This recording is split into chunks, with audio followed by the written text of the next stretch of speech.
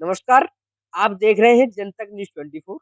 मैं इस समय विधानसभा करहल में हूँ और मेरे साथ हैं समाज सेवी विवेक पांडे जी, जिन्होंने आज जनता पार्टी के राष्ट्रीय अध्यक्ष जी को एक पत्र भेजा है और उसमें क्या कुछ कहा है, आइए इनसे जानने का प्रयास करते हैं और रूबरू होने का प्रयास करते हैं कि इन्होंने उसमें क्या लिखा है और क्या इनकी तैयारियाँ हैं। आइए इनसे जानने का प्रयास करते हैं। जी, नमस्कार सर। नमस्कार, नमस्कार। क्या नाम है आपका? विवेक पांडे है। आज आपने राष्ट्रीय अध्यक्ष जेपी नड्डा जी को पत्र भेजा, उसमें क्या भेजा है? क्या लिखा है? जैसा कि आप जानते हो लोकतंत्र में हर किसी को चुनाव लड़ने का अधिकार होता है। उसी प्रकार उसी बात को मानते हुए हमने श्री जेपी नड्डा जी को एक पत्र भेजा है और हमने भारतीय जनता पार्टी से टिकट माँगी है, जी, मैनपुरी लोकसभा जी। सीट। मैनपुरी लोकसभा की आप बात करते हो तो मैनपुरी सीट जो है बहुत चर्चित सीट है। बहुत जहाँ पे नेताजी भी सांसद रह चुके हैं। सैपई परिवार से कोई ना कोई अभी भी डिंपल यादव सांसद है। तो आपके ज़हन में क्या विचार आया जो कि आपने मैनपुरी से चुनाव लड़ने का देखिए, मेरा मानना है कि युवाओं को राजनीति में आना चाहिए और उसी को लेके युवाओं की अगर युवा राजनीति में नहीं आएँगे तो उनकी आवाज़ कौन उठाएगा? तो हम युवाओं की आवाज़ उठाते हैं, भ्रष्टाचार के खिलाफ हम अभियान भी चला रहे हैं। तो चूँकि क्या है कि कोई भी नेता भ्रष्टाचार पर बोलना नहीं चाहता। हमारा उद्देश्य ये है कि राजनीति में आकर भ्रष्टाचार जो फैला हुआ है हमारे देश में उसे खत्म करें और एक स्वच्छ राजनीति यहाँ पर करें। आपने भ्रष्टाचार की बात की है, तो कहीं न कहीं आपने देखा है आप शिक्षा जगत से संबंध रखते हो। शिक्षा जगत से आपके एकदम राजनीति में कदम रख दिया, तो कहीं न कहीं आपके कुछ डाल-मोल नहीं होगा, आपको लगता नहीं है कि इसमें दिक्कतें पैदा होंगी? नहीं, नहीं ऐसा कुछ नहीं है। ये बस एक हमने बताया कि मैं एक स्वच्छ राजनीति चाहता हूँ और हमारे बस मुद्दे हैं कि जैसे भ्रष्टाचार है, मुख्य मुद्दा भ्रष्टाचार है। जैसे लगभग राजनीति का कोई भी जो नेता है वो नहीं उसे उठाना चाहता है। तो हम उसे उठाने के लिए, युवाओं की आवाज़ को उठाने के लिए, किसानों की आवाज़ को उठाने के लिए राजनीति में आना चाहते हैं।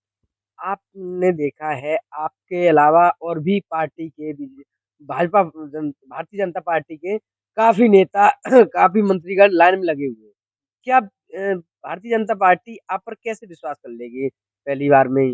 देखो एक बहुत लंबे समय से हम लोगों की सेवा करते आ रहे हैं, समाज सेवा का कार्य करते हैं। कहीं न कहीं हम एनजीओ चलाकर और अपनी टीम बनाकर जो है लगातार लोगों की सेवा करते हैं, तो मुझे लगता है कि लोग हमारे साथ हैं, पार्टी भी हम पे भरोसा करेगी।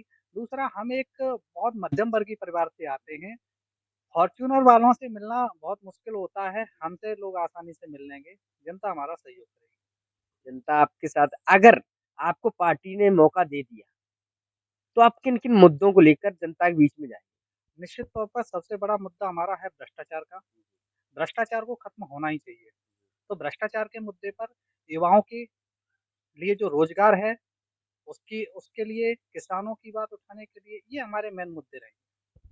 आप काफ़ी नौजवानों की और किसानों की बात करते हैं। आपने देखा है आवारा जानवर से किसान बहुत परेशान है। अगर आपको पार्टी मौका देती है और जनता भी मौका दे देती है, तो सर्वप्रथम जिला के लिए क्या आपका कार्य रहेगा? जो कि सबसे निश्चित बड़ा तौर पर इस पे हमने बीच में आपको पता भी होगा हमने धरना भी किया था इसके लिए और हमने कई गौवंशों को गौशाला भिजवाया भी था। तो ये रहेगा कि जो भी किसानों से जुड़ी समस्याएँ हैं, उनको दूर करने का हम पूरा प्रयास करेंगे। आपने मूड जब बनाया है चुनाव लड़ने का, तो कहीं न कहीं आपके दिमाग में ऐसा नहीं आया क्योंकि ये जो क्षेत्र है, वो राजनीतिक क्षेत्र है।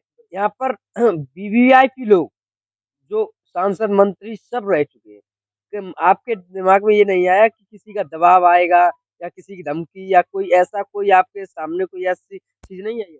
नहीं, नहीं, ऐसा कुछ नहीं। देखो, हम सबके चहेते हैं, सभी लोग हमें बहुत प्यार करते हैं, तो हमें नहीं लगता कि कहीं से कुछ इस प्रकार का आएगा और हमारा उद्देश्य किसी का विरोध करना नहीं है।